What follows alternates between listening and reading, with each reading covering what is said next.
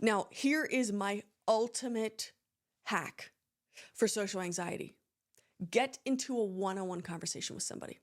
Because to this day, I will be the first to admit, I feel like I do not do well in group settings because I want to lock in with someone on an individual basis and truly get to know them better. And often in group settings, things stay a little bit more surfacey.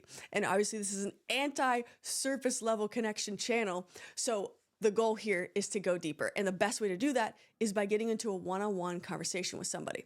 Well, I don't want to pull somebody away from a group. You don't need to necessarily pull somebody away from a group, but you can start a dialogue with somebody. And the more meaningful conversations you begin to ask them, the more that the conversation is going to be you two focusing on getting to know one another. And when it comes to the conversation piece, I've done tons of videos on body language techniques to use for a first interaction.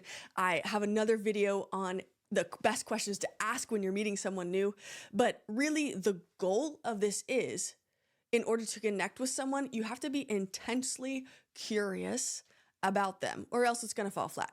Because if we're not actually curious about the people in front of us, then guess where this conversation is going to stay? Surface level, up here, shallow, what none of us want because it feels like a waste of time. So one of the ways that I like to get into a meaningful conversation with someone is by picking up on things that they're telling me and pulling the thread of sorts. And by that, I mean just kind of teasing out what they just said and asking for the story behind that. So very often, let's say I'm talking to a kid in college and they tell me what their major is, what their dream job is. One of my favorite questions to ask them, for instance, is what made you want to pursue psychology?